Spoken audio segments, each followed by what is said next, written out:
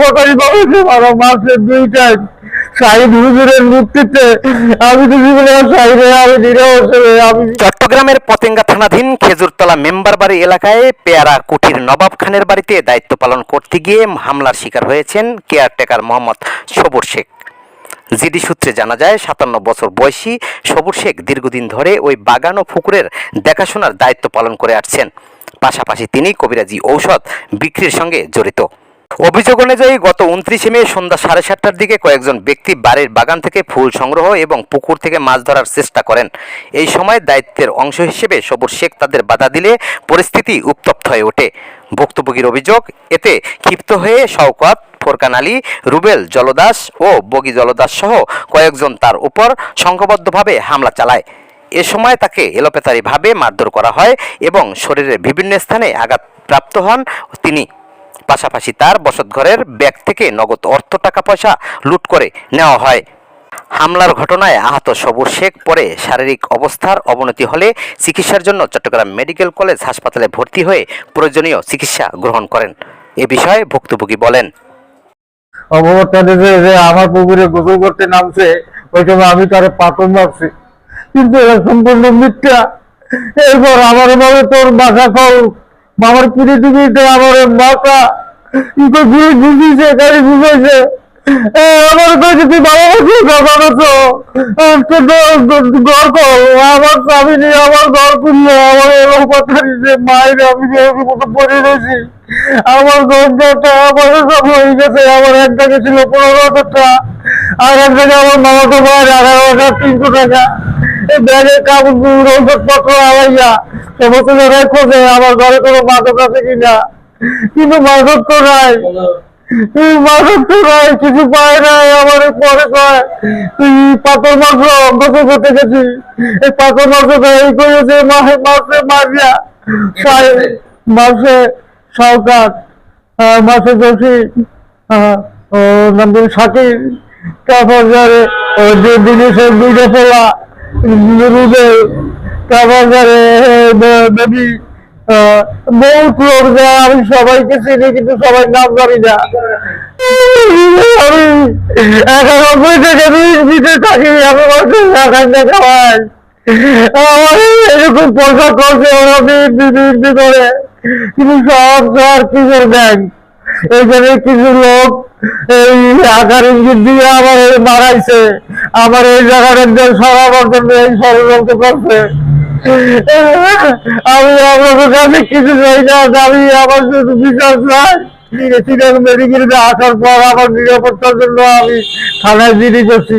GD করার পর অত্যাচার বাড়িয়ে গেছে, রাস্তাঘাটে বাইরে দিতে পারি না। আমার যারা সহযোগিতা করছে, যারা মেডিকেলে ভর্তি করছে, এবারে আটকাইছে, মারবে বলছে এবং এখন বিরুদ্ধে আবার মিথ্যাটা ষড়যন্ত্র দিয়ে মামলা দিয়েছে। আমি তো জীবনে চাইলে আমি নিরহ আমি জীবনে কোন বিকালে ঝগড়া কাজে আমার করি না।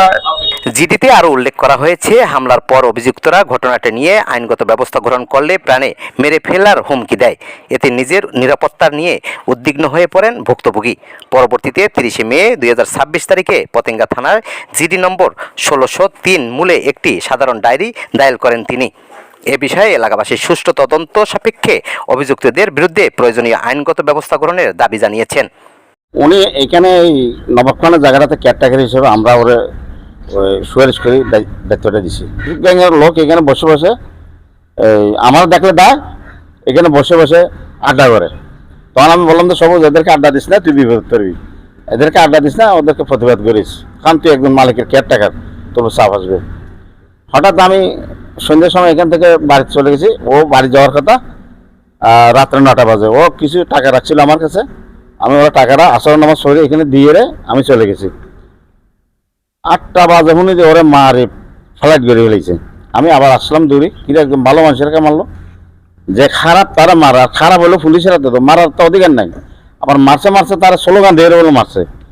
এরা কিশোর গ্যাংয়ের লোক এবং স্লোগান দিয়ে মারছে তারা। স্থায়ী অস্থায়ী কিছু জলদাস, এখানে 70-75 জন ছেলে আছে।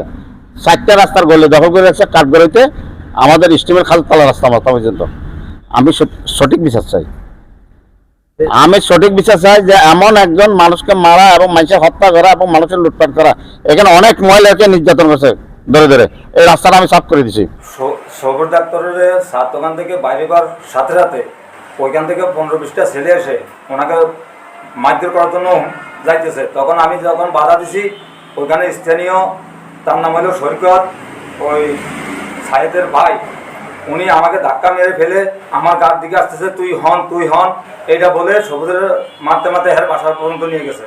তো আমাদের কোনো নিরাপদ নাই, যে কোনো মানুষকে পোলা বান্ধিয়া ঘর থেকে ঘরে ঢুকাইয়া লুটপাট করে টাকা পয়সা নিয়ে এরা গ্যালাপি নিয়ে বললে এরা গাঁজাটি, এরা বাবাটি। এই আমার বক্তব্য। এখন আমি আমাদের নিরাপদ চাই এবং সুস্থ বিচার চাই। যাচ্ছি স্টিল মিলের দিকে, সেই সময় রশিদ বাইরে দিনের বেড় দিছে, দিনের বেড় দিয়ে বলতেছে ওইখানে আরো লোক সাক্ষী দেবে, যে তোরা হাত কেটে ফেলাবো, লাগে ইন্ডিয়ায় চলে যাবো। এই দিনেশের ছেলে, মায়ে, বউ সবাই আর কি এসে হামলা করার মতো। এই বিষয়ে আপনারা কি চান? এই বিষয়ে আমরা আইনগত ব্যবস্থা চাই। আমরা আমাদের বাড়িঘর বাইরে, আমরা বিদেশের বাড়ি থাকি বাল বাচ্চা নিয়ে, আমাদের নিরাপত্তা জীবনের আমরা একটা সুব্যবস্থা চাই আইনের কাছে, এটাই আমাদের। এ ঘটনায় এলাকায় চাঞ্চল্যের সৃষ্টি হয়েছে। অভিযোগের বিষয়ে আইনশৃঙ্খলা বাহিনীর পক্ষ থেকে তদন্ত সাপেক্ষে প্রয়োজনীয় ব্যবস্থা নেওয়া হবে বলে জানা গেছে। 16 বাংলা টিভি, আবহমান বাংলার